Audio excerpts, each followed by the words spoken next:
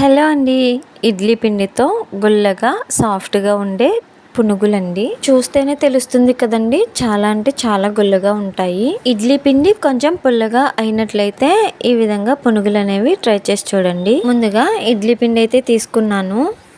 ఇడ్లీ పిండి ఆడిన తర్వాత 2-3 రోజులు బాగానే ఉంటుంది. 4వ రోజు కొంచెం పులుపు అనేది వస్తుంది. అలా కాకుండా ఇంట్లో ఎక్కువ మంది ఉండి కొంచెం పిండి మాత్రమే ఉంటే ఈ విధంగా ట్రై చేసి చూడండి. ముందుగా కలపడానికి వీలుగా ఉన్న పెద్ద గిన్నెనైతే తీసుకున్నాను. దానిలోకి ఇడ్లీ పిండి వేసుకొని 2 కప్పుల ఇడ్లీ పిండికి కప్పుడు మైదా తీసుకోవాలి. ఇలా ఇడ్లీ పిండిలోకి మైదాని యాడ్ చేసుకున్న తర్వాత అరకప్పు ఉండేలాగా పెరుగు వేసుకోవాలి. పుల్లటి పెరుగైనా సరే కమ్మటి పెరుగైనా సరే తీసుకుని దీనిలోకి యాడ్ చేసుకుని మొత్తం అంతా కలిసేలాగా కలుపుకోవాలి.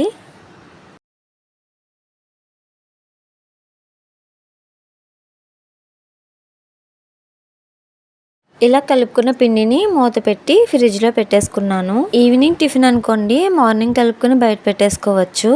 అలా కాకుండా మార్నింగ్ టిఫిన్కి అయితే నైట్ కలుపుకొని ఫ్రిడ్జ్లో పెట్టేసుకోవాలి. ఇప్పుడు దీనిలోకి సన్నగా కట్ చేసి పెట్టుకున్న ఉల్లిపాయ ముక్కలు, పచ్చిమిర్చి ముక్కలు, అలాగే కరివేపాకు కూడా చిన్న చిన్న ముక్కలుగా కట్ చేసుకుని వేసుకోవాలి.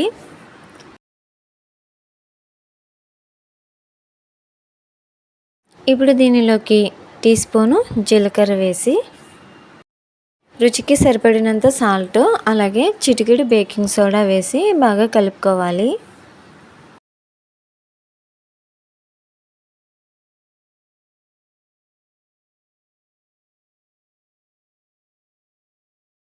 మరీ జారుగా కాకుండా చూసుకోండి, ఎందుకంటే ఆయిల్ పీల్చేసుకుంటుంది. ఇప్పుడు స్టవ్ మీద ప్యాన్ పెట్టి ఆయిల్ వేసుకొని ఆయిల్ బాగా వేడెక్కనివ్వాలి. అలా వేడైన ఆయిల్లో కలిపెట్టుకున్న పునుగుల పిండిని కొంచెం కొంచెంగా తీసుకుని చిన్న చిన్న పునుగులుగా వేసుకోవాలి.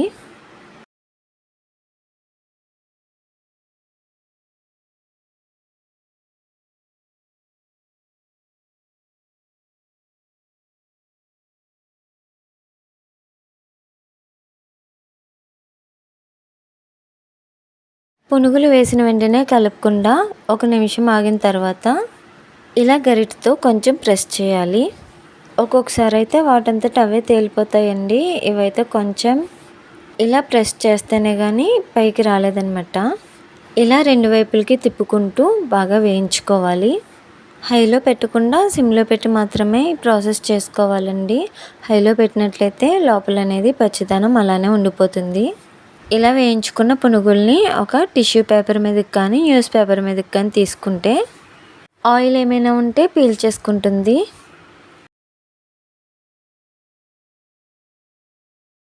ఫస్ట్ వాయ కొంచెం లేట్ అయినా కానీ సెకండ్ టైము ఆయిల్ అనేది మరుగుంటుంది కనుక చాలా త్వరగానే అయిపోతాయి. అంతేనండి. రోజు ఇడ్లీ, అట్టు ఇలా తినే బదులు అదే ఇడ్లీ పిండిలో కొంచెం మైదా, మిగతావన్నీ కూడా వేసి ఈ విధంగా పునుగులు చేసుకుని తింటే పిల్లలకి కానీ మనకి కానీ అస్సలు బోర్ కొట్టదు. ఈవినింగ్ స్నాక్స్గా చాలా ఈజీగా చేసుకోవచ్చు అనమాట. చూసారు కదా, ఇంకెందుకు లేట్ చేయటం. మీరు కూడా ఇంట్లో ఈ విధంగా చేసి చూడండి, చాలా గుల్లగా ఉంటాయి. కొంచెం తినడం లేట్ అయినా సరే బజ్జీ అనేది సాగుతుంది. ఇవాళ కాదండి, చల్లారినా సరే చాలా గుల్లగా అనేవి ఉంటాయి.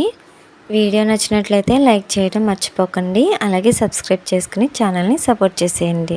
Thanks for watching. బాయ్.